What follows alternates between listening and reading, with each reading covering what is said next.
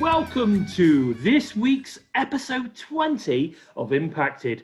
My name is Bison, and today, as always, I'm going to be joined by the man coming in from the void. His name is the Joe-ker.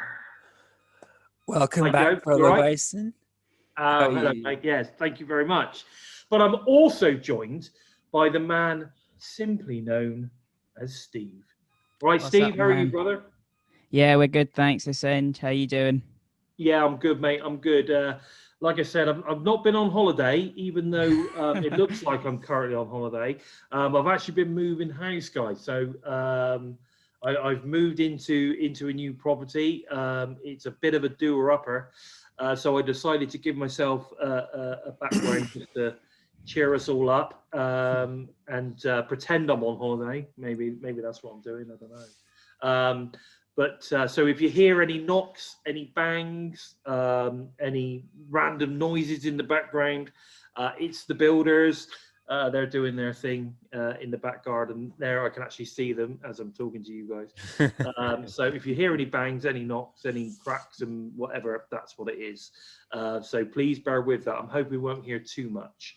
But anyway, so how's your week's been, boys? Joe? It's been pretty good. Still buzzing about No Surrender. I'm still cringing at Tommy Dreamer's finger. That was tough, wasn't it? Yeah, he messaged me the Sunday morning to thank me for watching, which I was not expecting that at all. So I want to say thank you to Tommy Dreamer and belated happy birthday again. I was so humbled about that. No, that's cool.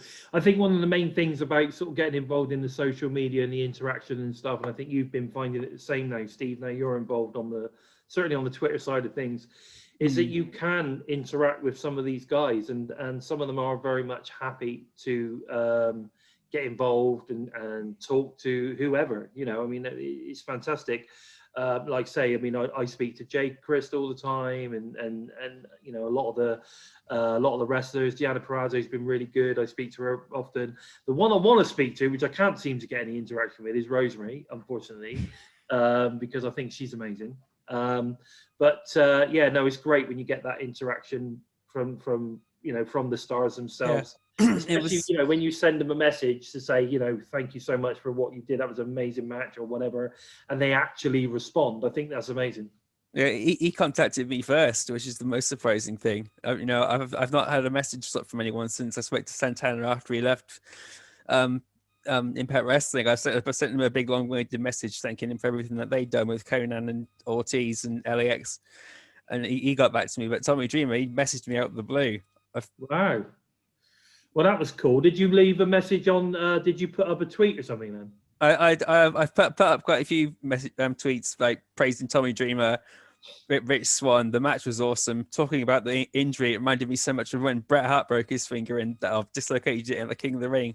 Yeah, I think it was 1994, and he had to break it back into socket. It was just that was horrible to watch again. I've only seen it on his DVD, but that was horrible. Just and then seeing it happen to Tommy Dreamer, it just cringing now thinking about it now. It's you know, I love hardcore matches. I love a bit of bloodshed, but seeing injuries like that, or like the Barbed Wire Massacre, that anything, I enjoy the horror. Yeah. No, I agree. And it was good. So then, obviously, he picked that up and then dropped you a little personal message. Yeah. Oh man, that's really cool. And that's what we're talking about. You know, this is, you know, this age of professional wrestling is very. You know, you can be quite open. You know, I know you can't. There's no interaction with WWE stars, but you know, this is the beauty of being a fan of your AEWs, your Impacts, you know, New Japan, etc. You can get that kind of personal interaction with the stars themselves, and I think it makes all the difference to the experience of the fan. Being able to have that interaction, and I think it's really good. What about you, Steve? What have you been up to this last couple of weeks? Well, this last week really just Impact, really, hasn't it? It's just been we've had the pay-per-view, then we've had Impact, and it's just been you know, catching up with Impact after Impact after Impact. You know, there's it's just been filling your time with this. There's not really been a lot else to do after as they're stuck in lockdown. It's, yeah, say you haven't been a lot else to really fill your time up with, but thankfully, We've had some yeah, incredible stuff, haven't we? yeah, Some yeah. incredible stuff. Okay, good. Well, we only wanted to touch on one little news item this week, guys, because we've got so much to talk about on No Surrender.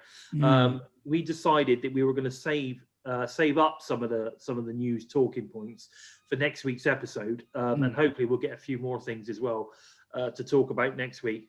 But No Surrender was such a big thing that we didn't want to waste too much time, want to get straight into it. But what we do want to talk about, one specific news item, is the news that obviously New Japan Pro Wrestling are now in a working relationship or partnership, as it was it was stated on this past week's Impact that it was a New Japan Pro Wrestling partnership now between them and Impact, and I'm assuming that involves obviously AAA, as we know that we get the AAA guys coming in.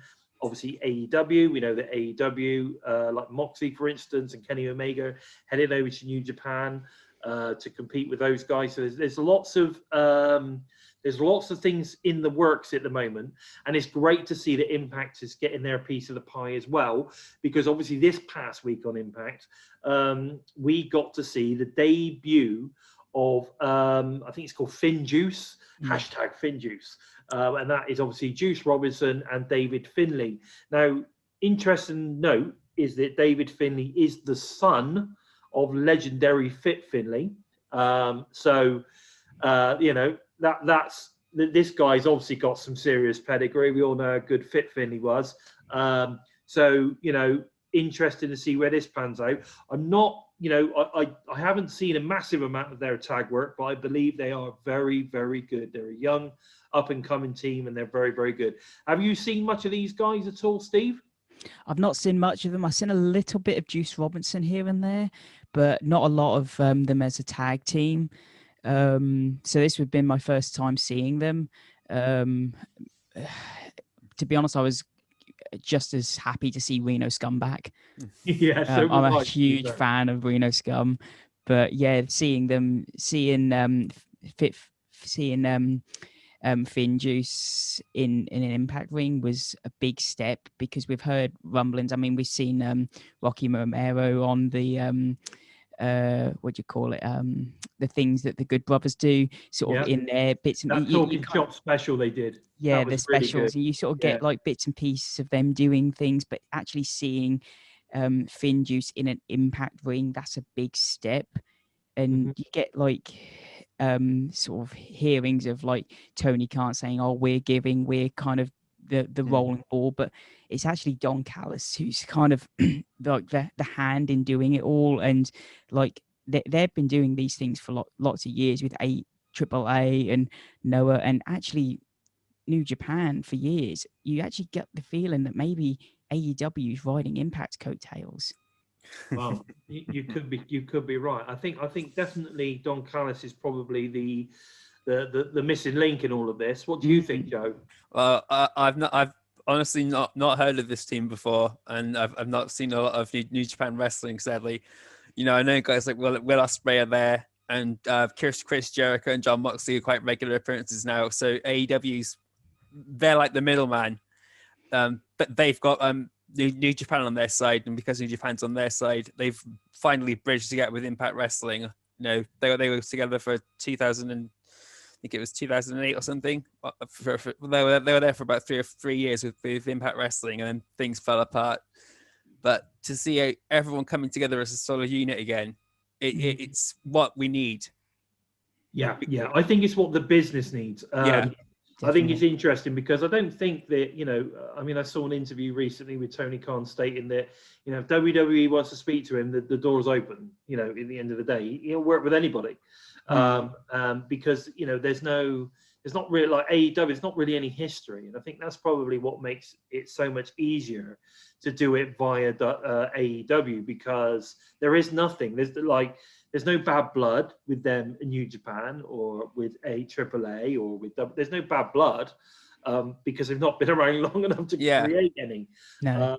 So, you know, and we all know that ultimately, as much as he's healing it up on Impact at the moment, you know, everybody states what a great guy Tony Khan is. So I'm assuming that he's a good guy to deal with, you know, from a business perspective, because he's very open-minded. So when Don Callis probably went to him and said, look, I've got this idea, like, what do you think? You know, combining all of us together to create almost like a super league of wrestling.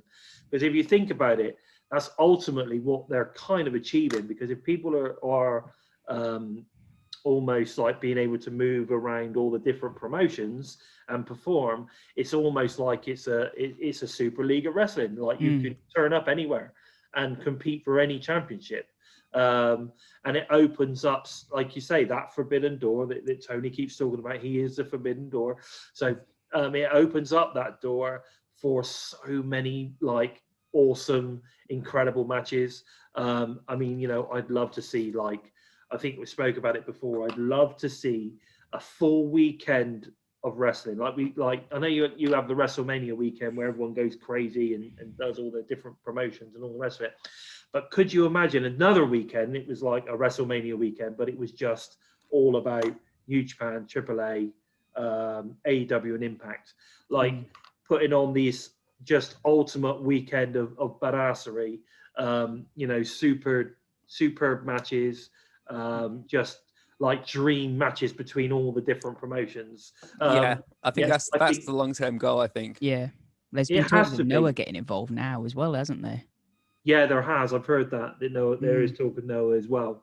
So, you know, I mean, I don't know what the status is at the moment between Impact and Noah. I mean, we know that they've had a good relationship in the past. But, you know, we've obviously, you know, are they on board with the whole New Japan thing? I don't know, but, you know, we'll have to wait and see how that pans out. But it would be interesting if Noah joined the party, and maybe even Ring of Honor. You know, I mean, what we've seen so far, we've not seen Ring of Honor join the party as such, but what we have seen is Moose, EC3 kind of bridging that gap. Where he's come in, he's done a bit of work with Impact, he's then moved on to Ring of Honor. There's been no clashes. They've sort of kind of worked it out between them when when he's going to be there and when he's not, and they've made sure that EC3 wasn't on TV at the same time as he was on TV with Impact. You know, so clearly there's something there, but whether that pans out with regards to this whole kind of super league of wrestling promotions, I don't know. But I know one thing, I'm very excited about the future. What about you? Yeah, I'm ecstatic. I'm really looking forward to what's coming, good or bad. Yeah, I think it's going to be amazing. What about you, Steve? Yeah, and if you want anyone to do a long-term story, it's Impact. And this is obviously a long-term build story, kind of, or not even a long-term story, but a long-term plan. Yeah, exactly. You know, people are saying that this is already coming to nothing, and you know, it's literally, it started back in December. So what's everyone expecting? Yeah, a lot of people want things yesterday. Yeah, exactly. Yeah, I think you're right. I think one thing Impact does well is tell stories. And I think you know I mean, last night's match with Tommy Dreamer and Moose was a classic example of that. And when we get into the discussion in a minute with No Surrender, again, there was some incredible storytelling being told in all of those matches, just in the ring, let alone the build to them. So, yeah, like you say, there's one thing they do well is they tell stories, and that it's got to be testament to the people that they've got behind the scenes. You know, your Jimmies and who are incredibly good writers. Scott D'Amore, obviously Don, they've all got great ideas, you know, and they've also got good people there to be able to put this stuff together. Tommy Dreamer is another one. Yeah. Really good behind the scenes, putting all this stuff together, being a big part of it. I think Scott D'Amore at the moment is just knocking everything out of the park. He's amazing. definitely. You know, behind the scenes, I love the way he deals with the talent. I think it's amazing. The one thing I felt last year was that until Scott started to gradually work his way into this kind of authority figure character on screen, it was the one thing they were lacking, was that kind of authority figure of some sort. You know, You know, and I've always said they don't necessarily have to be in your face and like, you know, dominate the TV, but they have to have a little bit. They've got to have a part. You know what I mean? Yeah. They have a little bit of a part. Otherwise, matches are just being created by nobody. It doesn't make any sense. Yeah, So I'm not normally a fan of authority figures, but with Scott it works because you know he's the boss. Exactly. I think it also works with him because he's not egotistical. Yeah. So in other words, you know, at the end of the day, he gets his bit of time, he does what he needs to do, and he goes, lets the talent do the rest. He's not on screen for too long, is he? No. You know, whereas a Vinnie Mac, for instance, back in the day would dominate the TV for like half an hour. You know, like, you know, and don't get me wrong, he was great at what he did back in the day, and we all loved it. We loved his feud with Stone Cold and all the rest of it. But, you know, that was egotistical from his part. That was him getting on the TV, but it was all about him, right? Whereas this isn't. You know, it's not. For Scott, he's just there to do the job that he needs to do, and then the talent, you know, are what we want to see. Yeah. Right. So, so I think he does it really, really well. Right. Okay. So that said, I think we're both very well. I think we're all in agreement that the partnership with New Japan, AAA, AEW, and Impact is a really, really good thing. Yeah. We're all looking forward to seeing where it goes. Very exciting stuff. It was great to see, you know, the New Japan Pro Wrestling, Juice Robinson and David Finlay of FinJuice turn up on Impact this past week. Very exciting. They're very good in the ring. So if you've not tuned into this episode yet, you're not. You know, it was a very good episode, and this was a really good match with them and Reno Scum. Again, nice to see Reno Scum back doing some work. Yes, you know, they were there to obviously take the pin for these guys, but they were by no means trampled. It was a very, very good match, and everyone got in some good offense. It was a good match, so it's very well worth seeing. But let's move on to the main topic of today, Impacted guys. So this past Saturday on the Impact Plus, we had a special, and that was the No Surrender Impact Plus special. It was quite a good build. I think the 2 or 3 weeks leading up to this, there was a pretty good build into this. We had a lot of storylines being built in, and stuff was being announced. But we hit the opening match with Decay versus Dashwood, Tennille Dashwood and Triple XL. Now, for me, I thought it was a really, really good opening match. And Taurus was an incredible addition to Decay. The guy is powerful. He is extremely fast. And like, you know, he will destroy you in a matter of seconds. And I think he fits the faction of Decay really, really well. What are your thoughts, Joe? I think Black Taurus, you couldn't get a better guy to join. Like you said, he's strong and he's fast. So he's not. Crazy Steve is fast, and Taurus can match his speed, and so they've got that fast aggression from two guys. It's not one-sided. So if they go into they go for the tag titles, and they've got two pretty evenly balanced guys there in terms of speed, and Crazy Steve is a bit more technical and a bit more old school, shall we say, with biting and eye poking and things like that. But you know, we've got a good mix there. You know, Abyss did a great job, but now they've got that intimidation factor right back up to when they came in. When Abyss came in, when Crazy Steve was there and he couldn't talk, they've got that intimidation factor right back up when they came in and took out the Wolves. Yeah, I mean, he was a badass. I mean, he just came in and kicked ass. I mean, there's no doubt about that. What about you, Steve? What did you think about the addition of Taurus? Yeah, I couldn't agree more. I mean, he adds like that monster factor that Abyss had, but adds that like speed that Crazy Steve has. So it's a different monstrosity that Abyss had. And in this match, it was him. He really shined in this match, but I thought Larry shined as well. And I was thinking I'd like to see these two kind of just go at it, like one-on-one. And Well, I could say this now. I wouldn't be surprised if in this set of tapings we don't see Larry versus Yeah. Taurus. Yeah. Sorry, it's Taurus, not Taurus. Yeah, it is, isn't it? It's Taurus. Taurus. Yeah. In English, it's Taurus. Yeah, The same. everyone shined in this match, because normally you get one person who kind of just sort of takes a back seat in a 6-person, but I mean, even Tennille really, she done really well in this match. I thought the Matador spot was hilarious. Yeah, that was very cool. Yeah, it was very cool.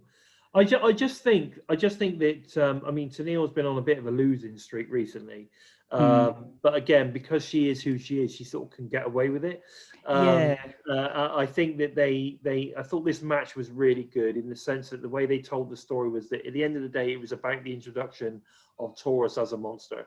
Yes. This whole match was about showcasing Taurus, right? Okay, so it totally did its job. It totally did its job. As I thought it was an incredible match. I really, really enjoyed it. I'm not sure it should have been the first match, but it worked. It worked. And like I said, we got a Decay win, which we all love. It puts them on the map. You've got a potential tag team here with Taurus and Crazy Steve moving forward. It would be interesting to see them turn up into the tag team division now, whether Black Taurus really is able to sort of kind of like give that team the X factor. I think they could. I think the two of them would be amazing. Definitely. So that's interesting how that pans out. But again, Rosemary really is a star of that team. Regardless of whether she pins or whatever, at the end of the day, she's the leader, she is the star, and she is mesmerizing to watch. Love the entrance, it's just amazing. So well done for Decay to get their win. Like you say, well done to Larry also. He had a really good showing, and like you say, there's hopefully we'll see a bit more from them coming in the future. Now, we then moved on literally straight into the next match, which was the Myers and Hernandez versus Eddie Edwards and Matt Cardona. Now, one thing I thought about this match straight off the bat was that Hernandez looked really, really strong. Like when he first came back, he looked a little bit what's the word? Looked a bit soft in the whole upper body department. That's not where we see. That's not Hernandez. Hernandez is a powerhouse. So when he came in as kind of like, he looked a bit soft, but in No Surrender, he was jacked again, wasn't he? He clearly been working back hard in the gym. Impact has said to him, come on, you've got to get yourself back into like badass. The Hernandez we know. You've got to be the Hernandez we know. That's the Hernandez we want. So he's obviously gone away, and I'm sorry, but he looked incredible. And again, he's a little bit slower than he used to be, but he still can quicken that pace up. And he's still got the power. He can still fly. That's amazing. What were your thoughts on this match, Joe? I mean, what were the highlights for this match? Hernandez was a big highlight, and Eddie Edwards was awesome as well. Matt Cardona put on a really good, strong showing too. He's there to prove that he's there to be taken seriously. He's not there just for bit lost for words, really. He's not there to just fill the card and be a +1. He every week he puts on a good showing, and people just don't seem to want to buy into it, which is ridiculous, to be honest. I see Myers and Cardona possibly carrying on a bit longer until Cardona is finished with Impact Wrestling, because he's not signed a contract yet, and he doesn't seem to have an intention to at the moment. He's like doing what EC3 did, testing the waters and everything. But every time on the Impact's coming over, Cardona's putting it over, and Eddie Edwards and Cardona, if they could be a potential tag team, in my opinion, I think that they could be two guys that you slap together who would work really well, and they proved it in this match, even though they sadly didn't pick up the win. Yeah. What about you, Steve? What do you think? Yeah, it was sort of interesting, the finish here with Cardona taking the pin from Myers, and that they were sort of doing a really good job with keeping Myers and Cardona separate here. And credit to the 4 men in this match, because going into this match, I was like, it feels like they just bunched 4 men together. There's not much going into this match, but the work of the 4 men in this match really got me invested in the match, because it takes a lot of work for 4 wrestlers with no story really to get you invested in a match. I agree with that too. And as Joe said, Edwards and Cardona, they could be a team, and Hernandez, as I'm calling them, they could be a team. They all, and I was surprised that they stayed together after this. I was expecting one of them to walk out on each other. Yeah. Well, what's interesting about this is that at the end of the day, clearly within the storyline, we've got Myers paying Hernandez. Yeah. To basically almost be his sort of kind of like bodyguard stroke henchman. So it's interesting. It's not really. It's not a proper kind of connection there, is it? It's a false connection. So the way they're setting it up basically is that they're a tag team at the moment, or they're partnering up at the moment, but they could literally just stop tomorrow, because if he says I'm not paying him, well, that's the end of the team. It's interesting how they're setting it up. Definitely. What I thought was really good in this match as well was that the commentary really enhanced the way the story was being told in the ring. Yes. I don't know what were your guys' thought on that? I agree. The commentary has been top notch since D'Lo and Matt Striker have come in. They've really carried the matches to add that extra enthusiasm and add that extra attitude to the matches. They give a backstory on their superstars' history without dragging it on too long. And they just continue to focus on the moves. They know what the moves are called when they're doing them as well. Josh Matthews seemed to have a bit of a tough time remembering what moves are what. But Matt Striker, being such a huge wrestling fan, knows pretty much everyone's move in and out before they're even coming. And D'Lo Brown's got the experience of everything, so he's when he's talking, he knows what he's talking about, and they just bounce off each other so well, and they really helped push this match over. And the match itself was impressive, but they really helped to drag you in and get your attention. Without doubt. So what we got to was, I thought we had a very athletic match. I mean, Matt Cardona took a little while to come into the ring, but when he did come in, he was fast, very athletic, got his move set in. He sort of kind of has about 4 or 5 moves that are pretty much his main offense, or his main arsenal. But I mean, obviously he does other things as well, but there's certainly 4 or 5 moves that definitely come out in every single match, and he does them very well, because he pulls them off, which is good. But obviously Myers then gets the pin over Cardona, which I was expecting that to happen, because I'm pretty sure that this is all about setting up a feud between Cardona and Myers. And of course, this past week on Impact, we saw it moving towards that. So, I mean, what are your thoughts? Where do you think this is going, Steve? Yeah, well, now you've said that, it looks like they're leading into a feud between the two. Yeah.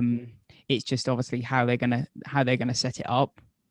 And it very possibly would lead to a feud between the two for them to eventually come together. Yeah. But what was interesting last night on this past week was the way that Eddie came out to save Matt from that beatdown.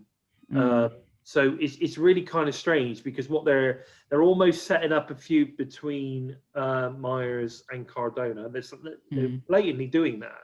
Yeah. But at the same time, they're still keeping like Eddie involved in this as well.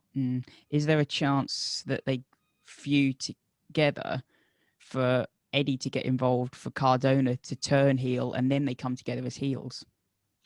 Well, who knows? We're just gonna have to wait and see. But that's definitely an interesting take on it. He's always ready, guys. Matt Cardona is always ready, and he clearly proved that again. With another really good performance, I thought, like I say, at No Surrender, and a good performance this past week too. So we then move on to a promo with Private Party and Matt Hardy. which I thought was a fairly decent promo. It was just basically saying how great Matt is and, how much money he's going to make. It's the usual thing. So I thought it was good. It was doing what it was basically doing what he needed to do. I think, eventually, obviously, they're setting it up the way they're setting it up because eventually I'm guessing Private Party are going to turn on Matt Hardy. I like the way he says things like they're going to be the second best tag team in history, all the time. They're not going to be the best. They're going to be the second best because, of course, the Hardys are the best. Right? Yeah. So I quite like that. We then got a vignette for VBD, Violent by Design. Again, for me, this is the best story.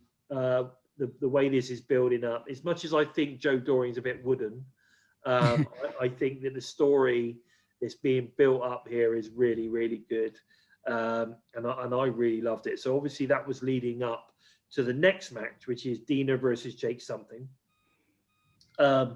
Jake looks incredible. Jake looks $1 million. Yeah. Right? And we've been saying it on the TNI network for months and months, probably years now, that Jake is a 5-star stud athlete. He's got everything. He's got the look. He's built like a tank. He can promo. And let's face the facts, the guy is really, really good in the ring. What did you think of this one, Steve?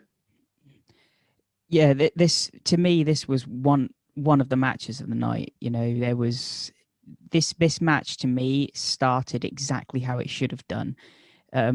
Both men went straight forward, full of emotion and animosity, and just wanted to beat the living hell out of each other. And I can't stand it when you've got two men like Dina and Jake, and both men go to the middle of the ring and start with a lockup. I can't stand it. This match started perfectly. Yeah, it's a bit sort of kind of old school. Yeah, it's almost like like Finsbury Queensbury rules in boxing, isn't it? Yeah. Let's get in with a lockup. Don't get me wrong. I mean, when you do it, it's got to be done in the right way. Yeah. When you go with a lockup, it's when it's an Eddie Edwards versus Josh Alexander or something, and but you sort of don't believe that style. You don't believe then that the both men actually want to destroy each other because they're kind of like locking up. Yeah, no, I get that. What about you, Joe? What were your thoughts on this match? I know you're a big fan of Dina, so yeah, I have to agree with Steve. This was one of the matches of the night for me. Jake something, he put himself over so fantastically. They even gave him the new music and everything for this night. He didn't come up with the old Dina stuff. So we know now the Dina's gone, sadly, and Jake something fights for something. And the way there was the best. One of the great things was there wasn't a lot of interference. Merrick Young and Joe Doran. They let Dina take a hell of a beating before they decided to start getting involved. And Dina completely changed his offense as well. You can see now he's much more aggressive. He's basically what Eric Young wanted him to be, and it's just working brilliantly to see how these two have changed characters literally overnight. Well, let's face it, Dina is now in his purest form. Yeah. And that is one thing for sure. This past week on Impact was the best promo from BBD. Dina actually took the center stage on it. It was really good. So I know you haven't watched it yet, Joe, so I don't want to say too much, but it was a very, very good vignette promo section this past week. Really forwards it.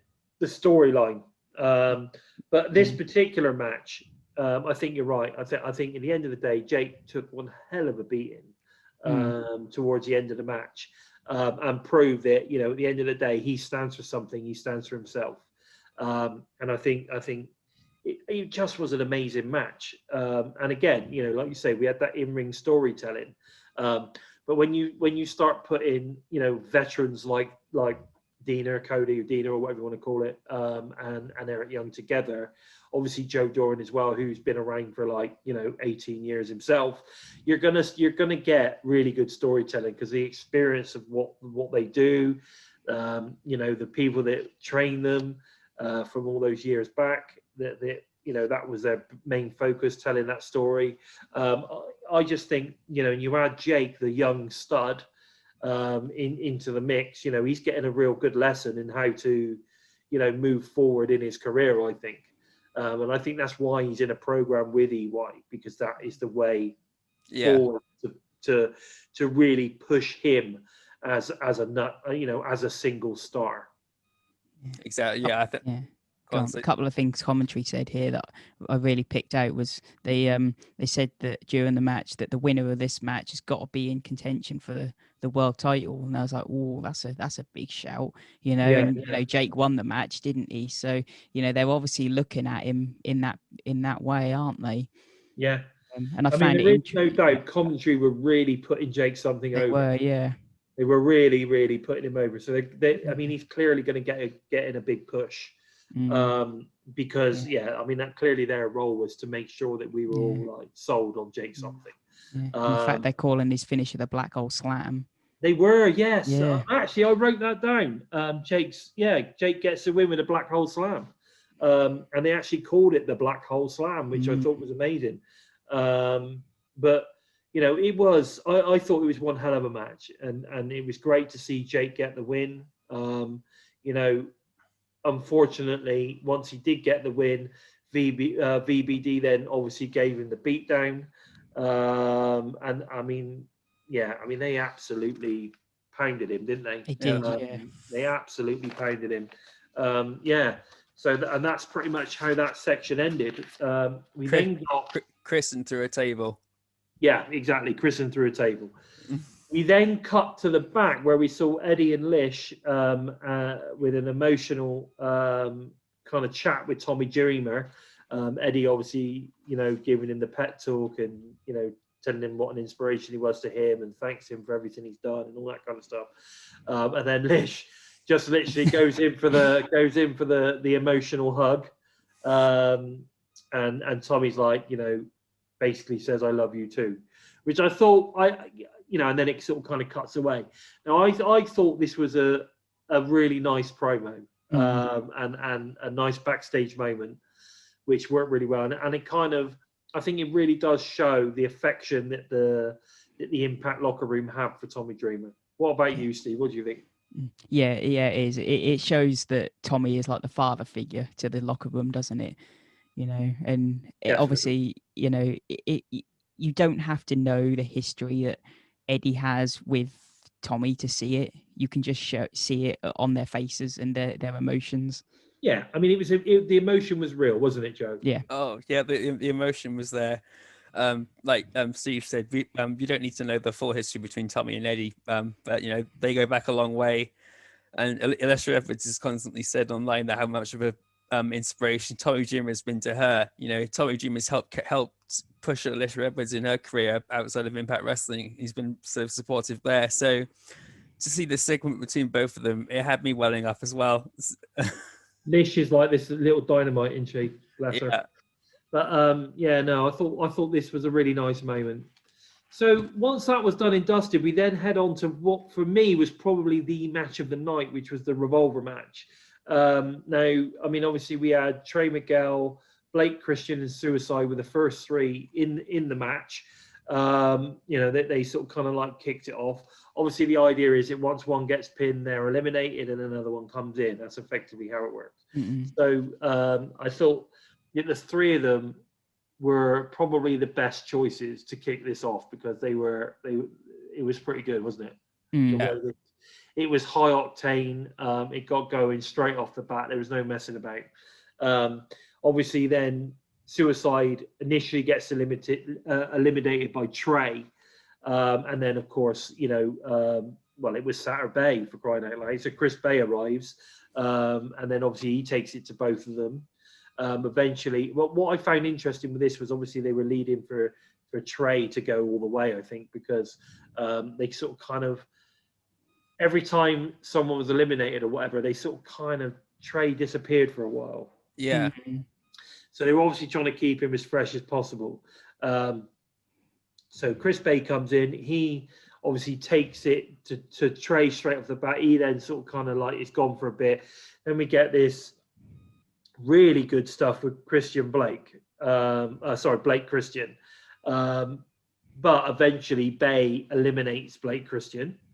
And we then get the arrival of Davari, who was quite frankly in beast mode when he came out. I mean, he just literally went for it on Bay. You know, I mean, what are your thoughts on, sorry, just before we move on, what are your thoughts on Blake Christian? Because there are rumors that he's signed with the WWE. I've not seen anything official, but there are rumors that have happened. And I know that he wasn't at this past set of tapings.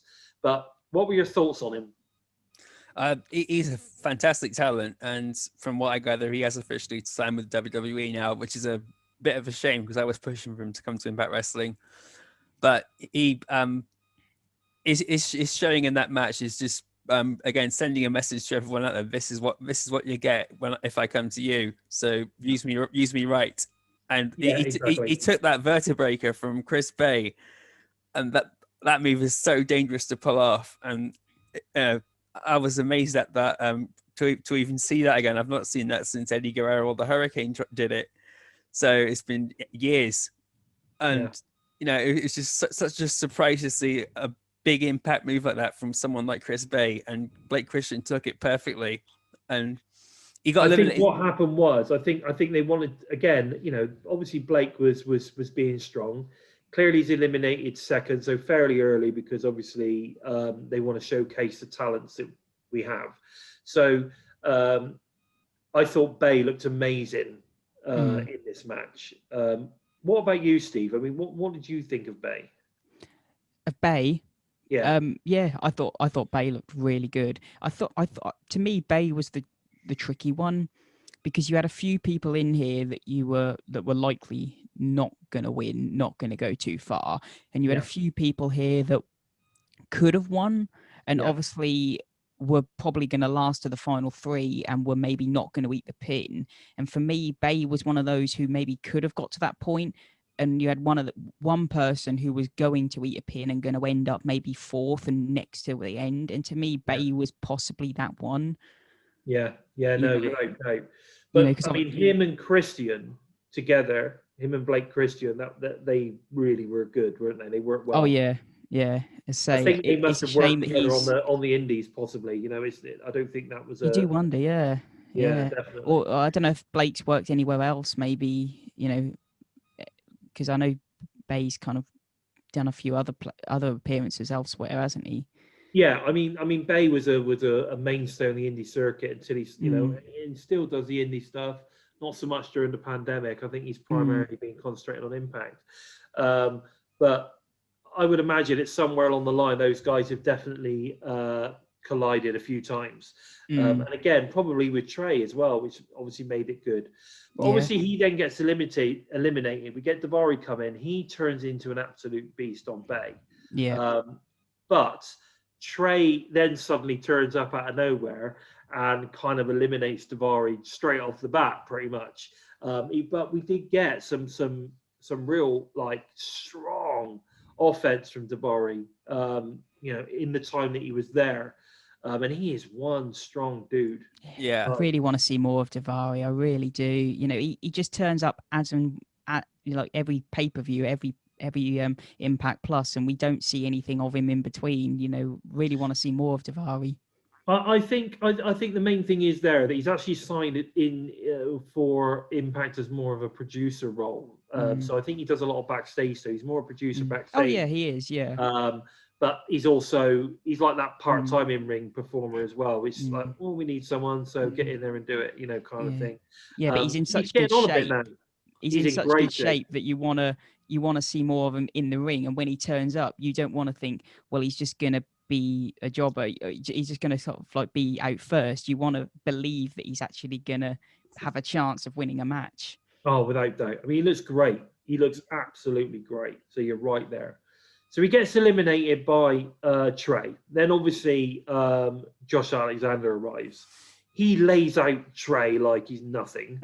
And then, you know, we get I've forgotten what it's called. I think it's the up and over suplex he got there on Trey and Bay. Yeah. Together. So that was impressive. Yeah. You know, the way he managed to get them both up and boom, straight over. Really impressive stuff there. So Josh and Bay then go at it again, which I thought was really good. Josh then eliminates Chris Bay with the ankle lock. So you know, shades of Kurt Angle there coming through. And I've always said, from the first time I ever saw Josh Alexander was, my God, is this guy like Kurt Angle? And I think that he's taken on more and more of that now, because I don't know if you've noticed, but in his single stuff, he also does that whole play possum, and then suddenly get up and run. You know, when people are getting up onto the top rope, onto the turnbuckle, you know, they sort of kind of like runs up and belly to belly suplex, something like that. He started doing that as well. So he's getting more, for me, he's becoming more and more like Angle as the weeks go on, which is not a bad thing. No. Not a bad thing at all, because Kurt Angle's amazing. Yeah. So, and, you know, it's like he's so clean. He's so clean and clinical. You don't see any mistakes from Josh Alexander. There's no mistakes. Everything he does is pristinely clean, perfectly executed. And, yeah, really, really good. So it was interesting to see that. We then got the arrival of Willie Mack, who goes to town on Josh and Trey, because again, Trey disappeared for a bit and then comes back again. So he's getting his breathers in, you know, so he can last the whole match. And we get the standing moonsault from Willie Mack on both of them, which is now starting to become his thing, isn't it? Yeah, it's been a signature move of his for a while, but he's pulling it off so good. It doesn't get boring to see him do it. You know, it's like when you see Brian Cage do it. It's amazing to see guys that size manage to literally go 360 in the air or 180 in the air, whatever it is, and learn and execute it so cleanly. You know, you sometimes you think he's sorry, carry on. You think like someone his size would jump like too far back, but he's perfected he gets straight up in the air, doesn't he? Yeah. Straight up in the air, bends straight over and lands. What I was saying was, I know he's been doing this standing moonsault for a while, but we've seen him doing it on two people a couple of times recently. It's starting to become this thing. When he gets into multiple matches or whatever, he lays two people out and does a standing moonsault on two people, which is I think is really cool. I mean, he did it again on this past week on two people, which I thought was really, it's just really cool. It's a really cool move to see someone, like you say, of his size do that. Yeah. I mean, I wasn't sure about having him in the match, but he was on fire when he came in. How could you not? I mean, it's for a number one contender in the X Division. He's a former X Division champion. How can you not have Willie in there? So anyway, so that all goes to town. Now, the action slows down a little bit from this moment. Like, Willie sort of kind of slows it down a little bit. And then, but eventually Trey eliminates Willie. And then, of course, we then down to the final three, where Ace Austin arrives. So we've then got Ace Austin, Josh Alexander, and Trey Miguel as the last three. We saw some awesome offense from all three of the guys. And to be fair, you've probably got three of the best Impact talents in the ring right now at that moment. Certainly three of the guys that they need to be pushing to the moon, if you ask me. Oh, definitely. Yeah. I completely forgot about the Ace and Trey rivalry until he got in the ring. Oh, yeah. And then Trey was going nuts on him, wasn't he? Yeah. So it was interesting. But of course, you know, they were all showing off their skills. And I think it was just a really, really incredible match. Ace showed his athleticism, his strength, you know, and as much as he's sort of kind of small, he's a shorter guy. He's built like a tank nowadays. So he really does have heavyweight written all over him, even though he's a bit shorter. So it's interesting to see that he's in there vying for that X Division title at the moment. But you've got three guys there that I think could easily have a real good run with the X title. What do you think, Joe? Yeah, well, Josh Alexander's my pick for the next X Division champion. Ace Austin's had it before, and his run was awesome. You know, youngest ever X Division champion, and he played off of that perfectly. And now, I've said it in the past, he's built like Pac is. He's a short guy, but his calves are huge, and he can throw some really deadly punches and submission moves in when he needs to. Not just he's not just a high flyer like it when he first came in. And Trey Miguel's reinvented himself perfectly. He's now like the anti-hero. His moves, the moves he pulled off in that match were absolutely incredible. There's just so much variety from him. You're thinking, where the hell did all this come from? But Josh Alexander, Trey Miguel, and Ace Austin, they're X Division champion potential again, and they're, in my opinion, they're triple crown contenders if Trey could find the right partner, if Ace Austin could find the right partner. But Josh Alexander, for me, he is the triple crown package in Impact Wrestling at the moment. Yeah, definitely. What about you, Steve? What are your thoughts on these three? Yeah, I say these three, and I mean I'll include Chris Bay as well. But these three and Bay, X Division and possibly World Heavyweight Champion contenders as well. All of them have got it in them to win the X Division and win the heavyweight in the future as well. They've all got the ability and all got the style to represent the company. Yeah. But I mean, I've been I've been confused on what the X Division's going, what the X Division direction's been since Genesis. So I've kind of been a bit like I don't know. I don't really want to predict it now. Because it could be it could go any yeah, way. it could be going in any direction now. I'm so confused. Well, there's no limit to the imagination. There isn't, no. Exactly. No limit to the imagination, Joe. You got it right. Especially when there's the empty space. Oh, So yes. Yeah.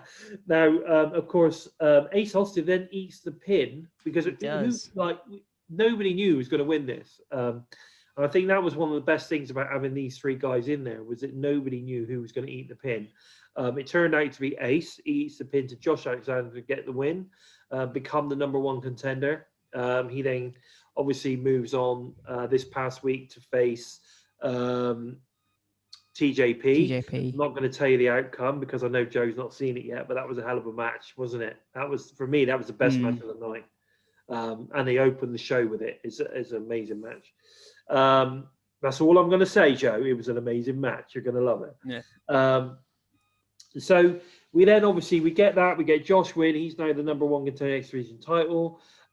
We then get the build vignette to the Knockouts tag match, which is obviously Fire and Flavor versus Nevaeh and Havoc, or Havoc and Nevaeh, whichever way you want to spin it. And yeah, so we had the build up to that, and then we obviously go into the the Knockouts tag match. Now, I thought obviously they all came out, they looked good. It was a bit of a slugfest to begin with Havoc on Kira. I think, and of course, we all knew that Havoc was going to come out on top in this in a slugfest. So that kind of went down there. We then got some intense offense from both teams.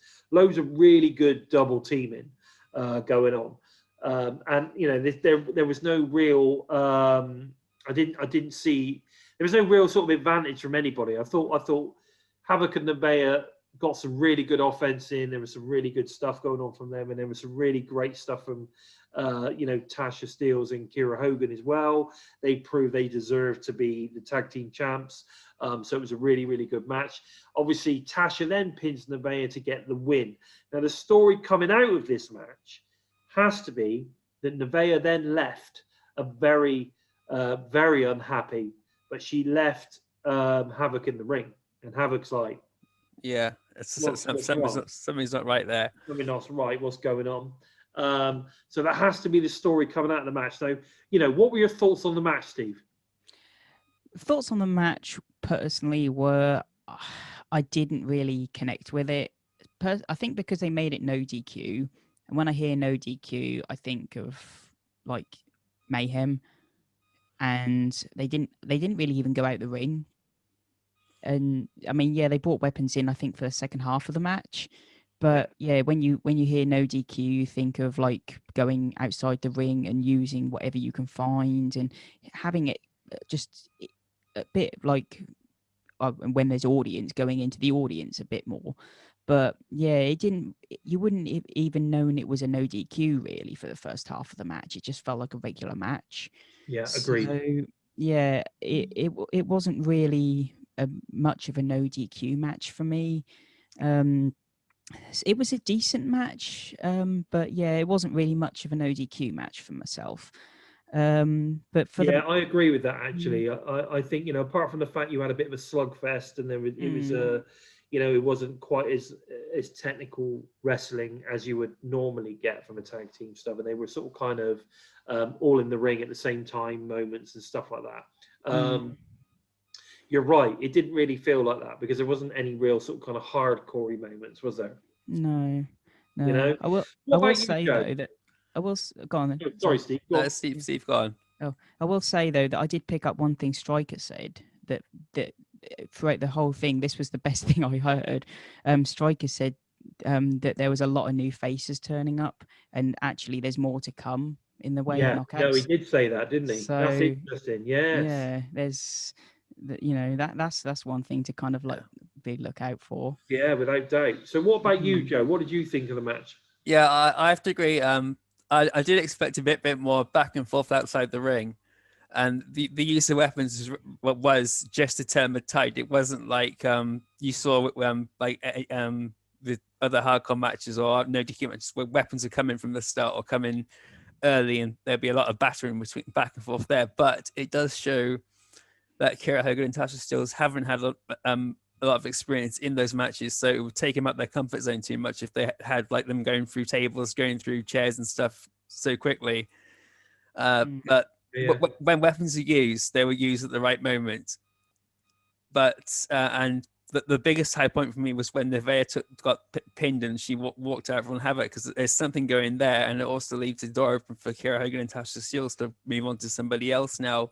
Exactly. I think the chapter with Havoc and Nevaeh as challenging for that title is now gone, and that we're going to start seeing different tag teams come in to the fray now. Definitely.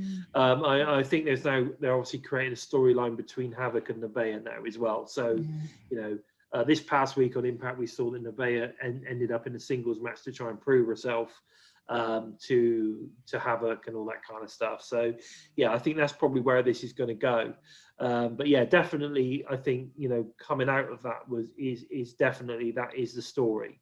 So it's going to be interesting to see where that goes. Yeah, she's not won a match, or she's lost every match she's been in for quite a while. You know, she got disqualified when she took on Kiera Hogan. She didn't actually get the pinfall, and every other match she's been in, she's lost. Or when they've been in a tag match, she's one who's always lost. Yeah, so, she keeps taking the pin, don't she? Yeah, it's always her that loses. The only downside is when you take away the champions, Fire and Flavor, and you're now going to break up Killer Death Machines, you're only left with Deonna and Kimber. You've now broken up the only other tag team that you now don't have any other tag teams. Is that true? I don't know. You've got Jordan and Jazz. Well, you've got Jordan and Jazz to a degree. Turn into Jordan ODB possibly. Yeah, but it's kind of a mixed kind of put together kind of team, isn't it? It's not really a team. Yeah, possibly. I mean, I'm still not. I still believe we're going to see another female turn up in Decay, which would be. Yeah, but right now we don't have one. You know. No, maybe. Yeah. So I guess that's why they created the. I mean, this past week on Impact, they created a team with Susan and Kimber, didn't they? So it's going to be interesting to see how that all pans out, where that goes with that. But I mean, you know, I'm sure that, you know, we're going to start seeing different female tag teams coming in. Who knows? You might see someone coming from AEW or AAA or New Japan. Who knows? Maybe. You know? So, you know, I certainly think we're going to see that. But of course, they've broken away now from Nevaeh and Havoc. Yeah. So it'd be interesting to see where that's going to pan on. Now, the plus is she didn't turn on her. She that's true. Left, so there is an easy way to bring them back together. Once Nevaeh sort of kind of like gets back on track, I guess. So we then move on from this, and we end up with a Rich Swann promo. Now, for me, this was probably the best promo I've seen Rich Swann ever do.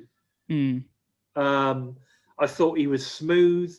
There was no awkwardness, and his voice sort of kind of changed from, you know, its tones and everything else, sort of kind of Yeah. at the right times. It worked really, really well. I thought it was a really, really good promo.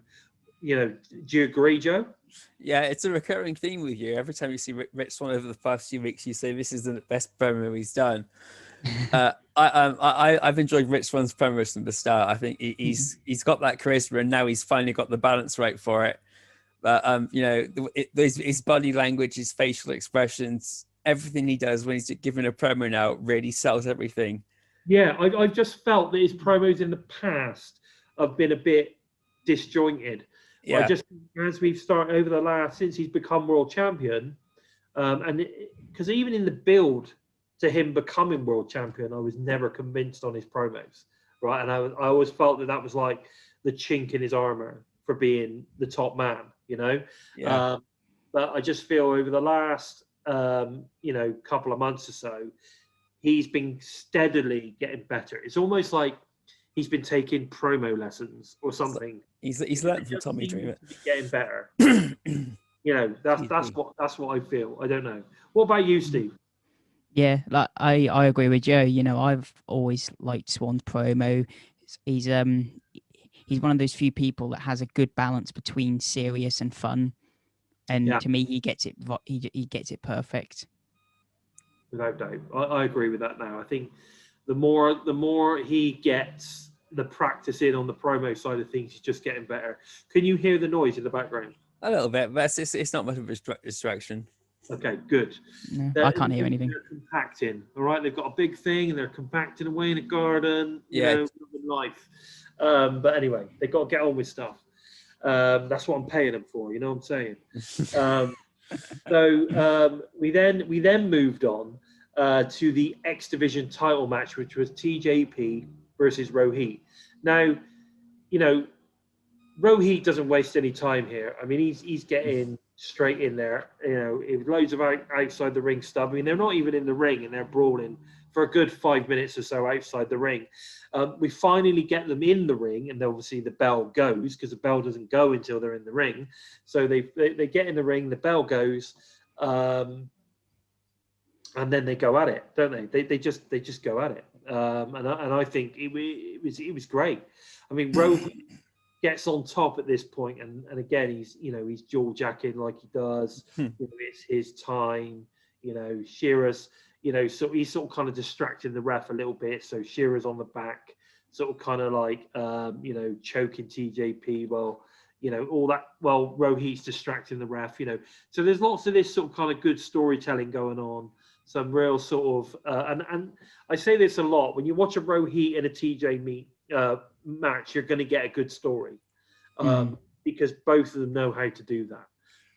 So you know, the whole distraction of the ref and, you know, people getting involved in the outside, you know, and all this kind of stuff, it worked really, really well. And I have to say, I was really impressed with this match. Again, this is one of my favorite matches of the night. You know, I thought it was a really good. We had some incredible combination stuff as well with the submission wrestling, which has now become a big part of TJP's arsenal, isn't it? This whole, he's, you know, a technical submission wrestler and all this. You know, he can get you in anywhere. He can counter anything. You know, but I thought it was really good. We then get a load of near falls, and then eventually TJP gets the win, pinning Rohit 1, 2, 3. So I'm assuming that for now, that Rohit's now pretty much out of the title picture with regards to the X Division. So it's now going to be, where's Rohit going to go from here? What were your thoughts on the match, Steve? Yeah, the match, I mean, the story here was really good, and commentary did great here with telling how they'd wrestled each other so much that they were able to counter each other's holds and sort of match each other hold for hold. And it say the wrestling here was like a technical clinic, really. And to be honest, I'd lost track of the rules for a minute, and I actually thought Rohit had won it in 10 seconds. I didn't realise the bell hadn't rung. Oh, really? Yeah. I kind of was like, once he hit that first running knee, I was like, Christ, he's won it. And then the ref was like, oh, nope, bell hasn't rung. I was like, oh, okay. Here we go. But yeah, as the match went on, I kind of was like, hang on a minute, Alexander's the #1 contender. It makes sense if TJP does win it, because you can't kind of have Rohit win and then lose it straight away. So it kind of makes sense with TJP winning. So yeah. The longer I thought about it, the less like, yeah, it does make sense, doesn't it? Yeah, definitely. You can't crown him and then take it off him straight away, can you? No, exactly. What about you, Joe? What do you think? This was one of the best matches of the night. Rohit wasted no time, like you said, just coming as soon as I like the beat down outside the ring. It lasted a good 5 or 10 minutes, and the referee just let them get on with it, because rather than throw the match out. And Rohit Raju is constantly showing just how good he is in the ring, out the ring. And it's playing into him then complaining about management still not taking him seriously, management still not treating him fairly, and it's like they're punishing him for the defeat Rohit challenge. Almost, but I see Rohit and TJP and Josh Alexander going for a little while, and then possibly Rohit and Shura maybe going for the tag titles. Interestingly, that's going to be like 2 or 3 months down the line. But last time we saw Josh Alexander and TJP face off was Mexico last year, and that was one of the matches of the year for 2020 on the nomination list. So, like Steve said, if Rohit was to win, to have Josh Alexander go for it next week against Rohit Raju, you'd expect Rohit to lose, which we just did. I don't want to see. I want to see when someone wins the X Division title to carry it for a long time, like Rohit did, like Willie Mack did, like Chris Bay did, like Jake Chris did. If you got that belt, make it stand out a bit more. Yeah, I mean, it's been hard to get there, so you at least have a bit longer than a cup of coffee. You want to have at least 2 or 3 cups. But yeah, no, I agree with you. I think it was a really, really good match. It's in how it goes. But you mentioned something in there about Shira and Rohit tag team. All I'm going to say is there's a very, very good vignette of in a bar from this past week on Impact. You're going to enjoy it. So, especially James Storm. But anyway, so we then, from this match, we then go into a Tommy Dreamer promo where he's extremely emotional about his time in wrestling and why he does it and all this kind of stuff. But what we also got was I don't know. It just, to me, interestingly enough, since obviously more recently he's sort of said he's looking to step back from in-ring action. It almost gave me the impression that he was retiring. Yeah. Promo. Straight away in my head, I've written down here, is Tommy retiring from in-ring? Because that's what it felt like to me. It felt like he was almost sort of like kind of saying goodbye as an in-ring performer kind of thing. But there you go. So I thought it was a very nice promo. It did exactly what it was supposed to do. It set up the main event, as did Rich Swann's very good promo earlier on too. So that main event was being set up all the way through the night. I think it was a really good promo from Tommy. Did you get that sort of vibe, the retirement vibe, Joe? Yeah, part of me was thinking of it, and Tommy's emotion was raw emotion. You could see his passion. You could see that this match, it did mean something to him, despite everyone thinking of this is just a joke. This match meant something to Tommy Dreamer, regardless if he was going to win, regardless if he was going to lose. Exactly. Yeah. So what do you think?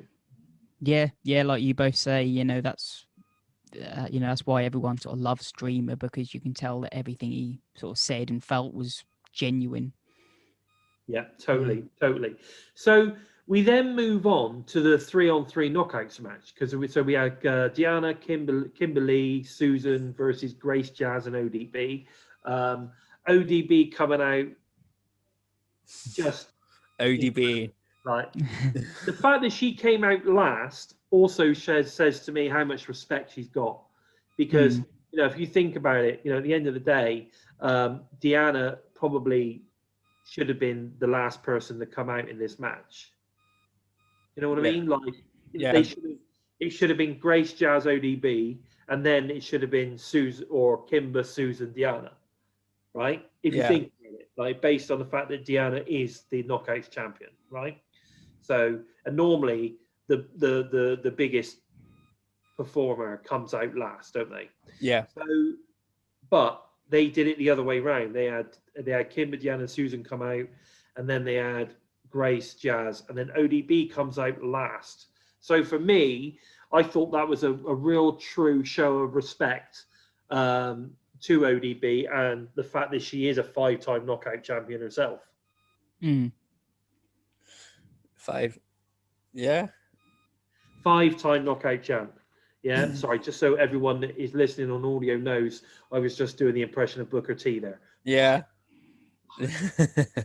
Right. So, you know, I thought that was really cool to do that. So we got a really cool, some really cool suicide dives. Like they just came one after the other. Didn't they? I thought they were really good. Jordan Grace has a long stint. You know, eventually tagging in ODB. So, and then eventually we get the whole 6. You know, I mean, obviously we're not going to get a lot from Jazz, right? Because, you know, as we all know, it's her retirement tour. She's got arthritic knees. She's not in the best shape, but we knew we weren't going to get a lot from Jazz. But like I said, so Jordan, I think, took the brunt of it, and eventually we get ODB. Eventually come in, we get all 6 women in the ring, and eventually we get Susan taps out to Jazz, I believe. So so Jazz gets the win for her team. But I felt that this was again, I thought this was a really, really good match. ODB was amazing, as always, because she's just so fast, agile, and hard hitting in everything that she does. An incredible performer, loads of this, which I loved. It was just a really, really good, fun, enjoyable match. Am I right, Steve? Am I right? Yeah, as I say, I was a little skeptical going into this, just how it was built up, but it was a fantastic match at the end of the day. I actually thought Jazz performed really well in this match, and parts of this match I was like, I'd be intrigued to see Jazz versus Deanna, and then she went and got the pin. You know, it's like, oh, hang on a minute. You know, maybe they could be setting this. I think the biggest problem with Jazz is you don't get much of her in the ring, but when she does come in, she's a good performer. Oh yeah. They're not putting her in for much because you're not going to see her in singles action. I'm pretty sure of that, because I don't think she could carry it. I think that's the problem. They're protecting her. Yes. And they're doing the right thing. And I think that's exactly why Jazz has probably gone there and said, look, my knees are fucked. Like, you know, you're not going to get much in ring out of me. But I would love to give it a go. Yeah. You know, and I think they're doing a really good job of it. They're protecting her. Yeah. They're giving her that little bit of a showcase when they can. You know, but it's just great to see her, isn't it? Oh, it's great to have Jazz on Impact Wrestling. Am I right, Joe? Yeah. Jazz is doing the job of putting everybody else over. Win or lose, Jazz is like she's a living legend. She's there to make everybody else stand out, and ODB's doing the same thing. You know, both of them have come back to big up Deanna Peraza, Kimberly, and Jordan Grace. They're all coming back. They're all coming. You know, it's what we need to see now, because we've got the knockouts tag division, so the main singles lot are a bit more spread out. You know, we have a Taya Valkyrie go recently as well, so it's a bit of a void there, no pun intended. So but I think it's all going to lead to Deanna Peraza and Jordan Grace having a much longer term rivalry, which is what I want to see. And it's a great way to bolster up Kimberly as well, because she's, like me and Steve said last week, she's the most underrated knockout on the roster alongside Nevaeh. Yeah, I think Kimberly's amazing. She's really built like she's she's built well for wrestling, without doubt. I read somewhere that she actually used to be a professional dancer. I think like street dance and you know, kind of that type of dance, which is interesting. And I guess that's where she gets her flexibility from. You know, like when she does the splits thing and all sorts of stuff like that. But yeah, she's a very good storyteller. I find her promo stuff a little bit funny, a bit odd. I think she's got a bit of an odd sort of kind of presence about her, but in a good way, not in a bad way, in a good way. I like her role as the curator. I think it works well. So you're right. You know, you guys, like you said, when you said she is a very, very underrated. She is an amazing performer, and I want to see more of her. I'd love to see a title around that girl's waist at some point in the future. I think that'd be, even if it's a tag title, you know, which was interesting because we had that promo on this past week. So Joe, not saying anything, but you know, there's a lot of interesting stuff coming out this week. But yeah, no, I really enjoyed it. I think it was a really, really solid match. Some great stuff. And again, you know, it's showcasing 3 incredible knockouts, without doubt. So we then move on. Obviously, after Jazz getting the pin there, we then move on to the build to the tag triple threat. Which is Beer Guns versus the Good Brother versus Private Party. Now, you know, that match then gets underway. We get Storm and PP kick it off. I say PP, Private Party. Storm and Private Party. And I'm going to say Private Party for both because I can't remember each of their names, right? So I'm just going to... Quinn and Isaiah Cassidy. There you go, but I'm not sure which one is in the ring at any given time. Oh, yeah. Right. So that I'm not up with them yet, but I will be. So obviously they kick it off. James Storm kicks some serious ass. Saban in with Private Party then. Very athletic stuff because the Private Party guys, both of them are extremely athletic. So when you stick someone like Saban in there with them, you're going to get some pretty interesting offense, some very fast athletic moves. I thought that was really good. I think we then get Saban sort of kind of like getting the upper hand. You know, he sort of then Saban then does his thing in the ring, which again, this is involved in possibly the long-term story, but he tells the Private Party boys that they don't need Matt Hardy. Yeah. He almost stop and they're looking at each other and they're thinking this kind of stuff. So there's obviously something there. They're sowing some sort of seed there to something maybe moving forward where Private Party eventually break away from Matt possibly. So I don't know, that was going on. Obviously Matt's then saying don't listen to them, you know, blah blah blah. They then get on. So we then get Anderson enters the ring eventually. Carl Anderson gets in there. It's interesting to see that obviously the Good Brothers just basically stayed out a lot of it, which at the end of the day is the right tactic, isn't it? Because you're in a 3-way. We'll let the other guys battle it out. When they're all knackered, we'll come in and win. Right? So it makes sense. Okay, so they hold off. And then you get Anderson coming in, but he's getting some serious tag teaming from Private Party. And he's getting an absolute beating. But eventually, Gallows comes in. Eventually, we get the big LG.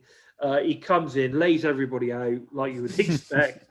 Loads of big boots, loads of big, big right arms flying everywhere, couple of uppercuts. I love it when Doc sort of pumps somebody into the corner. Yeah. And then goes in there with the uppercuts and everything. He just looks so good doing that. Like, I think it's to do with the fact that he's so tall and his arms are so long. Yeah. He just looks amazing when he's throwing those uppercuts in the corner to whoever he's doing it to. Just looks amazing. So that was good. We then get some strong offense from Private Party. They look really, really good tag team. So, you know, AEW have got themselves a bloody good team there. That's for sure. We then get obviously a little bit more of the Beer Guns. Anderson dominates. Obviously starts to dominate Private Party with Doc as well. They sort of kind of like do their own double teaming going on. So we get that going on, and then obviously Beer Guns get in and get some really good teamwork in as well. You know, I just thought that what they did well in this match was they showcased every single team as a team. Yeah. So we're really showcasing what they could do, team working together, rather than like rather than one in from one going at each other one on one, and then you tag the next one in. There was lots of tag teaming moves, which I thought was really good, and everyone got showcased. I got to say that James Storm looked very passionate in this match. Yeah, he looked like he was really putting on a show. There's a potential there. Maybe he wants to sign. Yeah, I hope so. It's just James Storm's got a lot. He's a fantastic in-ring storyteller, and his promos are crisp. His athletic ability just doesn't seem to falter at all. And he did. He's jacked as well now, isn't he? Yeah. I mean, back in the day, he was always a big lad, but he was never jacked. He wasn't chiseled. Do you know what I mean? Now he's starting to really chisel out and lose the outer fat or whatever. He just looks like a beast, and moves like a beast as well. But I thought it was so far. I mean, there was some great stuff going on. Private Party then set some momentum on Storm with a real flourish at that point of moves from everyone. I mean, everyone was getting in their moves. There was some near pins on Private Party. There was a Matt Hardy sort of kind of like comes in from behind and gets a twist of fate in on James Storm, and then Anderson comes in and pins. Obviously he was doing that for Private Party, but then Anderson then sort of kind of like creeps in and gets the win. Gets the pin over James Storm for the Good Brothers. So Good Brothers walk away as the tag champs. They walk in the tag champs, they walk out the tag champs. Matt Hardy at this point now is pissed. And he's berating Private Party. Which is interesting. And again, which for me, building that whole, are you going to break the team away from Matt Hardy? Because we had that bit of storytelling in the beginning with Saban. And then we get, at the end of the match, we got Matt Hardy berating Private Party. Yeah. It's like, it's your fault I twisted Vic and James Storm. And you weren't there. Matt Hardy, he's so great at his promo skills are fantastic. And it's what Big Money Matt is about. It's about, he's the egotistical one. He's the one that always has to be in control. So if something goes wrong, it's not his fault. And of course it's not. It's their fault for not being there when he helped them. Yeah, look what happened to Jeff Hardy. Hero. Hero. It's interesting you mentioned that, because like when I saw that, I was like, well, Big Money Matt with Private Party keep losing. Will he end up broke and then maybe broken? Broke Money Matt. Yeah. No, broken Matt comes back. No, it's interesting. I think the whole. I thought the match was really strong. I really. Oh did. Yeah, definitely. Yeah. It just proves it. Yeah. I think it helped because there were so many different styles, so you could do so many different things. Yeah, there were so many different styles involved in that match. It's some great tag team wrestling. It was really strong. So I, for one, give that one a big thumbs up. I really enjoyed it. I'm a big fan of tag team wrestling anyway. So, but I think this was great. So after that match is ended, we then move on to the Tommy Dreamer and Swan vignette, leading into obviously the main event, which is Swan and Dreamer world title match. I thought the vignette was really good. I thought it told the story perfectly of how we ended up at this point, and it was good. So we then obviously get the introductions. We get Swan and Dreamer come into to the ring. We then get the show of respect with the handshake, almost expecting them to go in with the lockup that we hate so much, Steve. Going in with the lockup as a show of respect between two competitors. Overall, I thought it was good. There were some really cool wrestling exchanges, and then we get the pinnacle moment where. Now I'm going to say this now. I have a funny feeling that Tommy could dislocate his finger at any time, right?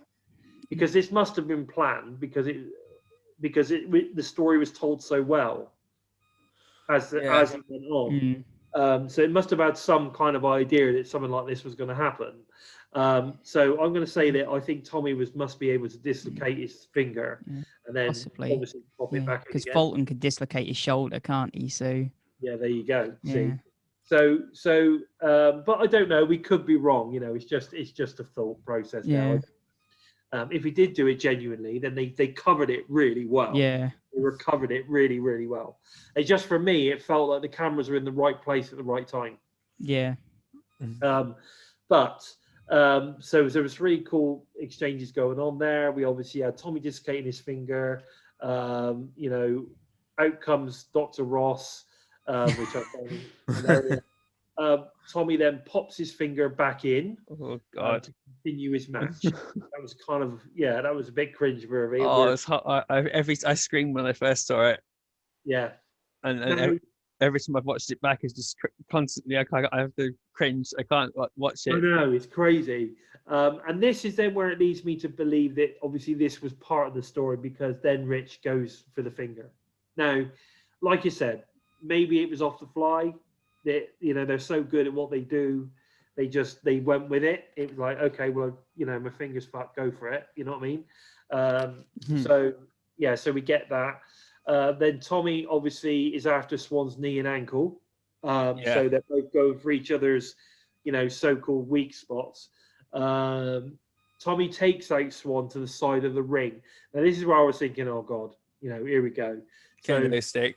Yeah, exactly. So Rich then obviously slingshots Tommy outside the ring. Tommy with some great counter moves as well. I thought Tommy had some really, really good counter wrestling moves in this match, which was really good, really, really strong. Like I said, the story was being told all the way through the match. You know, you knew at what point, you know, someone's going to get their offense in, and then we got, you know, a bit more. We got the finger, so then it all sort of kind of goes to pinpointing body parts, you know. So, you know, all these things start going on. We get Swan trying to go for submissions by squeezing the finger. Oh. Then we got loads of flourish of kicks. Then there's a missed fall on Swan from Tommy. You know, so we get a lot of like back and forth stuff. And what I found really good about this match was that, considering Tommy is 50 years old, it wasn't a 5-minute match. You know, it was a good 15-20-minute match. You know, proving that he's still got the stamina as well to do it. You know, he's got the heart, he's got the determination. Regardless. Now, sorry, Swan misses a top rope splash. Now, that doesn't happen very often. He doesn't often miss those bad boys. We then get a couple of near falls from Tommy on Swan. Now, also, I've put on my notes here that all the way through the match, we got some really intense commentary. It reminded me very much of the old TNI days. TNI and the other guy that did the selling of stuff. I've lost me there. It's a bit before my time. Okay. Anyway, so when was that? Back in the old TNA days, you had Mike TNA and the guy that sold all the merch.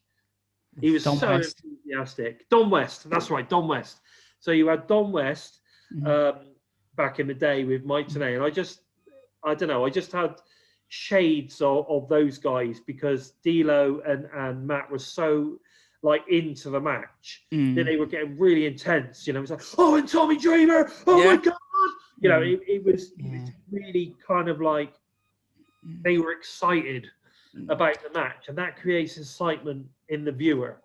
You know, and that's the thing that commentary from, you know, no disrespect. I mean, Josh does the style that he does, but that's the style that we want to hear, not the style that Josh did. I always feel like, since I've been listening to Striker and D'Lo, I feel like they're both a cross between Don West and TNA, sort of in the middle. They can do sort of both. Yes, yeah, I think you're right. I think they're very, very good.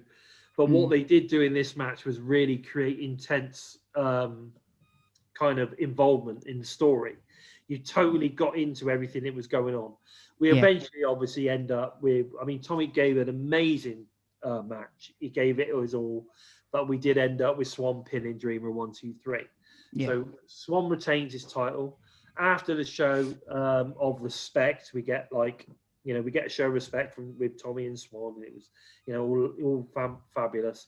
All of a sudden, Moose comes out, basically destroys Swan and Dreamer, spears Dreamer out of his boots, literally spears Dreamer out of his boots and out of the ring. That was it. You didn't see Dreamer after that. And then basically does a beatdown with a chair on Rich Swann. Now, Moose, for me, this is an iconic moment. If you're about to take a photo, this is the one where Moose literally picks up both titles and he's just stood in the ring. Yeah, with both titles in his hands. And again, commentary really promotes Moose as a monster at this point. They do. They are proper saying that he's lost it, he's unhinged, he's just rage, pure rage and all this kind of stuff. And I think that sort of kind of they're proper putting him over as this monster. It's going to take some beating. What were your thoughts, guys? Joe, let's start with you. Yeah, it's reminding everyone that Moose is after the world title and Moose is going to be the next world champion. So, people are constantly saying Rich Swann isn't worthy of being the world champion. Rich Swann's done a fantastic job as it, and Moose is going to be the next in line. So everyone's just got to sit back and enjoy it while you still can. Yeah, no, I agree with that. What about you, Steve? What do you think? Yeah, I can't agree with. I agree with everything Joe said on that, and on the match, it was really nice to see Dreamer actually in a regular match. You sort of forget how good a wrestler he is because you see him in so many hardcore matches. He put a really good match on, and I think this is the first regular match I've actually seen him in, and I want to see more of Dreamer in these regular matches. Yeah, I mean, I think it's the in-ring psychology that Tommy just totally gets. He understands how to put on a performance, and you're right. I think he's one of the ones that finds it really hard when you haven't got a crowd, because he's all about kind of getting the buzz from the crowd. Yeah, definitely. That's when you know whether something you're doing is working or not. I think that's probably where he's at the moment. Is there's the uncertainty of, is what we're doing at this moment in time going to work on TV? Yeah. Is it going to get over? Is the story we're telling getting over with the audience? You don't know that because you've got no audience to tell you whether it's working or not. So, and also, it's the buzz that you get from performing in front of, 5,000 people or whatever they pack in these days. But again, I think it was a really good match. I love the way it was. Yeah, they put over Moose beautifully, which is obviously going to lead to him eventually. I think. I mean, he's obviously going to be the world champion at some point. Yeah, I'll give Dreamer this. There were times in this match I thought he might win. Yeah. Me too. That's how this. That's what good storytelling's all about, isn't it? If you're making everyone believe that anyone can win at any given time, you're doing something right. So even though in the back of your mind you're like, there's no way he's fucking Swan is going to lose a title to Dreamer, it's just not going to happen. But it was a good match, and I think the way that the commentary really sold it was so strong, and the way Moose is coming out of this at the end of that was also really good. So we end basically with commentary promoting Moose as a monster, him stood high with the belt ahead. That's how No Surrender ended. As obviously that ends, we then move to the New Japan Pro Wrestling promo of Juice Robinson and David Finlay coming to Impact. And of course, this past week on Impact, that's what we saw.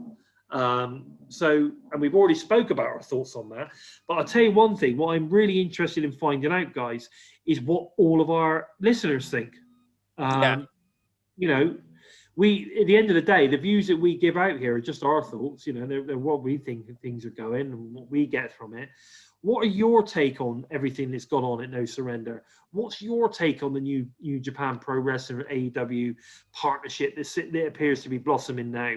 What did you think of Finn Juice appearance this past week on Impact? Where do we think all this is going, guys? Please leave us your comments. And remember, we haven't had any yet, I don't think, but, you know, please leave us any of your questions. And next week, I promise, we will pick 2 or 3 of them out and we will answer them and give you our thoughts. So remember, start out with what are your thoughts, guys, on, and then give us a question. And next week, we should be able to answer 2 or 3 of those questions. We look forward to that. I just want to say a big thank you to you guys for holding the fort for last week. Pleasure. I was otherwise engaged with the move. I had no internet. It was like living in the dark ages. But you know, I'm back, so hopefully we can keep this moving. It's an exciting episode. It's a milestone episode today, episode 20 of the recently new formatted Impacted. And I think it's going really, really well. So I want to say thank you to Joe for all the hard work that he's put in.